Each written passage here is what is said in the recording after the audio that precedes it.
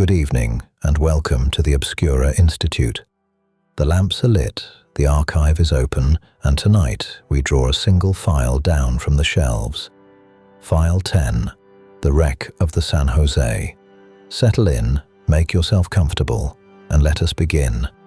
The sea keeps its secrets easily. It has the room for them and the time, and it gives them back on no schedule but its own. For nearly 300 years, it kept a Spanish galleon full of gold off the coast of what is now Colombia, in water around 600 meters deep. Call it the height of a very tall building stacked down into the dark. That is deep enough that nothing grows in color there. And for most of those 3 centuries, it was deep enough that no one could go and look. Then, in 2015, a small light moved through that water. It belonged to a robot, roughly the size of a car, drifting a few meters above the seabed. Its lamp found shapes on the bottom, and slowly they resolved into things a person once made. The curve of a cannon, pottery scattered across the silt, and coins, gold coins, lying loose exactly where they had come to rest. This is the wreck of the San Jose, a galleon that went down in 1708. It has been called the most valuable shipwreck ever found. You should hold that phrase loosely, and we will come back to why. But the claim is not idle. Somewhere in and around that broken hull is a cargo of gold, silver, and emeralds that some estimates put in the billions. Here is the strange part. The wreck was located in 2015. More than a decade later, almost all of it is still down there. The coins in the robot's lamp have not been lifted. The galleon has become one of the best guarded fortunes on Earth, and its guards are not divers or soldiers.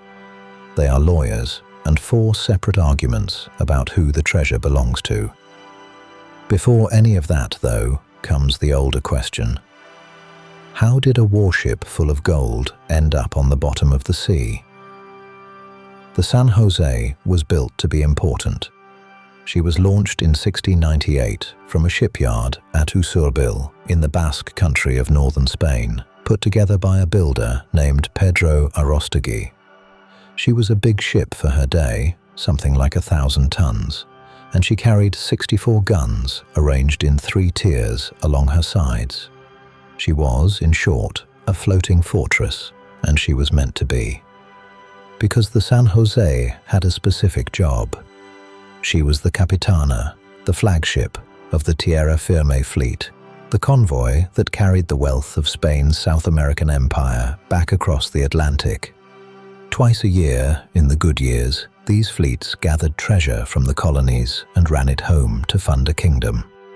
The flagship led them.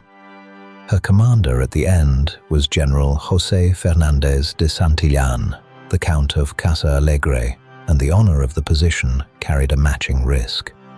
The most important ship was also the richest target on the sea. Now, what was actually aboard her? The cargo had been carried up from deep inland, gold, silver, and emeralds gathered from the Viceroyalty of Peru, with much of the silver traced to one particular mountain. That mountain is Potosí, the Cerro Rico, the rich hill in what is now Bolivia. For nearly 2 centuries, Potosí produced silver on a scale that reshaped the world's economy, and it did so on the backs of forced labor. The metal on the San Jose was not conjured from nowhere. It was dug by people out of a specific hill. And how much of it was there? This is where it pays to slow down. You will read a figure, $17 billion, sometimes as high as 20. It is a spectacular number, and it is repeated everywhere. But it is worth being honest about where it comes from. There is no surviving manifest that says 17 billion. The figure is an estimate built outward from an assumed load of around 11 million pesos in coin, then converted into modern money. It may be roughly right, it may be high. Nobody has actually counted what is on the seabed, so the number is a guess. What we can say plainly is smaller and steadier. There is gold down there, and silver, and emeralds, in quantities large enough that 3 centuries later, governments are willing to fight over them in courtrooms. The San Jose sailed into a war. In the early 1700s, Europe was tearing itself apart over who would sit on the throne of Spain, the War of the Spanish Succession.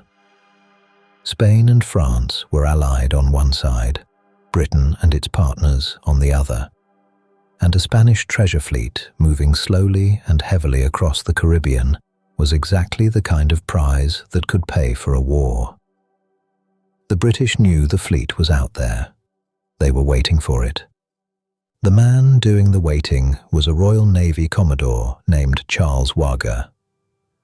In the late spring of 1708, his squadron was patrolling near Cartagena on the Colombian coast, watching for the fleet to make its run for home. On the 8th of June, they found it. What followed is known to naval historians as Wager's action, and it unfolded in the fading light of a summer evening. Wager drove his squadron in among the Spanish ships and went straight for the biggest one, the flagship, the San Jose. His own flagship, HMS Expedition, closed with her, and the 2 ships began to trade broadsides, cannon fire at close range in the dark. This went on for something like an hour. The San Jose was a 64-gun warship. She could fight, and she did.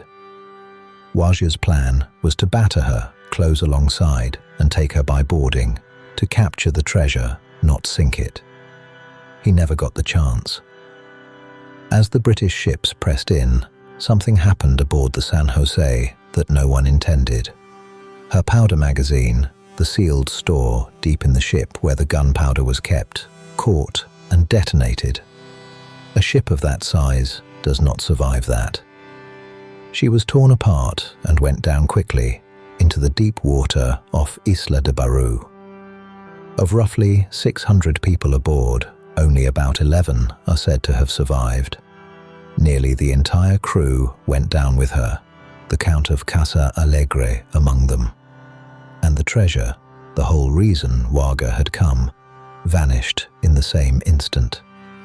The accounts describe his crews as furious, watching the richest prize in the Caribbean sink out of reach in a matter of minutes. In that one explosion, both sides lost. The Spanish lost the ship and the men aboard her. The British lost the fortune they had chased across an ocean, and the sea kept all of it. After that night, the San Jose became a rumor. The people who might have marked her exact position were mostly dead. The survivors could give a rough idea, off Baru, near Cartagena, but near Cartagena is a stretch of coastline, not a spot on a map, and the ship had gone down into water far deeper than any diver of the age could reach. That is the thing that kept her hidden, and it is worth sitting with, because it explains the whole long silence. In 1708, and for a very long time afterward, deep water was a wall. A person could hold their breath and go down a little way. Beyond that, the sea kept its own counsel. A wreck at 600 meters might as well have been on the moon. You could know almost exactly where a ship sank and still have no way to go and look. The San Jose was famous the entire time she was lost. Her name turns up in the histories and in the legends of Spain's treasure fleets. Everyone knew roughly what had happened and roughly where she had gone down. What no one could do was reach her. And the record itself was slippery. Old charts disagree. Positions were logged in the units and instruments of the day by frightened men in the middle of a battle at dusk, and then copied and recopied over centuries. A degree of error on a 300-year-old bearing becomes miles of open water. So the San Jose sat in a peculiar kind of limbo, too well known to be forgotten, too deep and too vaguely placed to be found. Generations of treasure hunters knew she was out there. That knowledge, for a very long time, was worth nothing. The modern chase begins in the early 1980s, and it begins with a company, an American salvage firm known then as the Glocker-Mora Company and later as Sea Search Armada, reported to the Colombian government that it had found something. In 1981 and 1982, they handed over coordinates for a wreck they believed was the San Jose, and they did so under the reasonable assumption that finding the richest ship in the sea would make them rich. It did not. Instead, it began a legal fight that has now outlived some of the people who started it. The dispute is easy to state and endlessly hard to settle. If a company points at a patch of seabed and says, "The treasure is here," and years later, the treasure is recovered, how much, if anything, are they owed? Sea Search Armada maintained it had located the wreck and was entitled to a share. Colombia's position over the years hardened into a pointed objection. The coordinates the company reported, it argued, do not actually match the place the wreck was later found. In other words, you did not find our ship. You found a spot on a map, and the ship is somewhere else. That argument has ground on through courts in more than one country, and more recently to an international tribunal at The Hague, where the company has asked for something in the region of $10 billion. You will notice that the figure is itself pulled from those same uncertain estimates of what the cargo is worth. Whether their spot and the real wreck are the same place comes down to coordinates, and it is exactly the kind of slow, unresolved question that keeps a fortune sealed on the seabed while the people above it go on arguing. On the 5th of December 2015, Colombia's president, Juan Manuel Santos, announced that the wreck of the San Jose had been found. The discovery had actually been made a little over a week earlier, on the 27th of November, by a Colombian Navy operation working with a team from the Woods Hole Oceanographic Institution, an American research group whose specialty is the deep sea. Their instrument was a robot. Woods Hole sent down an autonomous underwater vehicle called Remus 6000, a machine built to work at depths that stop human divers cold. It first swept the seabed with side-scan sonar, mapping the bottom by sound, listening for shapes that did not belong. When the sonar flagged something promising, the robot went back and descended to around 10 meters above the target to take photographs. And in those photographs was the proof. Here is the detail the whole thing turns on, and it is a lovely one. The San Jose could be identified by her guns. Among the wreckage lay bronze cannons, and cast into that bronze were engravings of dolphins.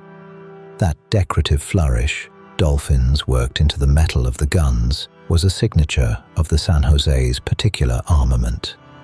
When the robot's camera brought back clear images of those engraved dolphins resting in the silt 600 meters down, investigators had something close to a fingerprint. This was not a guess about a likely wreck in a likely place. This was the ship, named by her own cannons. It is worth separating what the pictures actually show from what has grown up around them since. The engraved dolphins are real, and they were the key that unlocked the identification. That much is firmly documented. Around that fact, you will find other details that are less settled. Some accounts name the founder who supposedly cast the guns and give particular counts and shapes for the dolphin decorations. Woods Hole's own account confirms the dolphins on the bronze cannons, but stops short of naming the man who made them or the year he made them. So the honest version is the plain one. The dolphins are there. They identified the ship. The finer points of who cast them and exactly how many there were sit in that grey zone where a good story and a firm fact do not quite line up, and it costs us nothing to say so. So the ship is found and the dolphins have named her. This is where the story stops being about the sea and starts being about people. At least 4 separate parties believe the San Jose, or its treasure, or some share of it, belongs to them. And each of their arguments is stronger than it might first sound. Colombia's claim is the claim of the host.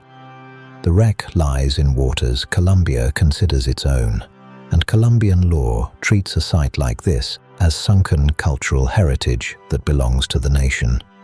Found in our waters, they say, and part of our history and ours to look after. In 2024, the government declared the site a protected archaeological area, which tells you how seriously that claim is held. Spain's claim is the claim of the flag. When she sank, the San Jose was a warship of the Spanish crown. Under a principle called sovereign immunity, the plain idea that a country's sunken warship stays that country's property, she belongs to Spain still, even 3 centuries later, even on the floor of someone else's waters. She was our ship, Spain says, and sinking her did not change who she was. Then there is the claim of the salvage company, Sea Search Armada, not a claim to the history, but to compensation. We pointed you here, they argue. A finder is owed a finder's share. That is the fight now sitting in The Hague. And there is a fourth claim, quieter than the others, and to my mind, the one that lingers. In Bolivia, the Caracara people point back to where the silver came from. It was mined at Potosi, that same rich hill, by enslaved and forced laborers, their ancestors among them. They did not sink the ship, and they never held the cargo, but they dug it out of the ground under conditions no one chose. What they are asking for is mostly not the gold. It is recognition that the treasure was made by their people's hands, and that any account of who it belongs to should not quietly skip over the part where it was mined. It is hard to hear the argument and think it unreasonable. So there are 4 arguments: the host and the flag, the finder and the miner's descendants, and each holds a real thread of the truth. None of them, so far, has been able to hold the whole of it. So where does the matter rest tonight? Almost exactly where the San Jose herself rests, on the bottom, intact enough to study, too tangled in claims to move. The recent chapters are real, and they are cautious. Robotic surveys of the site resumed in 2024, cameras returning to the wreck to map it more carefully than before. And in November 2025 came a genuine first. After more than 3 centuries, objects were lifted from the San Jose. The recovered pieces were reported to include gold and silver cob coins, the rough, hand-struck coins called makukina, along with cups of Chinese porcelain from the Qing dynasty and one of the bronze cannons. A handful of things brought up gently, more to study the wreck than to empty it. The great mass of the cargo stays exactly where it settled in 1708, and that is the honest shape of it. It helps to set down plainly what we actually know.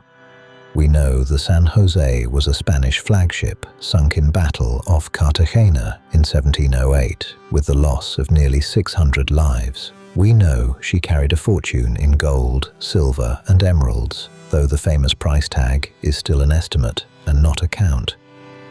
We know she was found in 2015 and that her own dolphin-cast cannons gave her name. And we know that 4 parties lay claim to what she holds, none of them yet able to make the claim stick.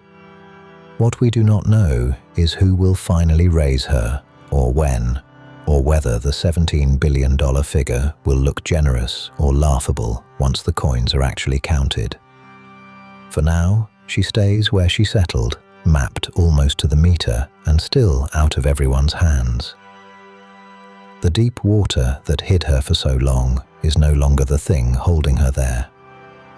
It is the people up above and their patient, unfinished argument over who she is. And the sea, which is in no hurry at all, goes on keeping her a little while longer. If the treasure is ever raised, who do you think it should belong to? Colombia, Spain, or the descendants of the people who mined the silver and gold in the first place? Tell us where you land below. And that is where we leave File 10 for tonight. Thank you for spending this quiet hour in the archive.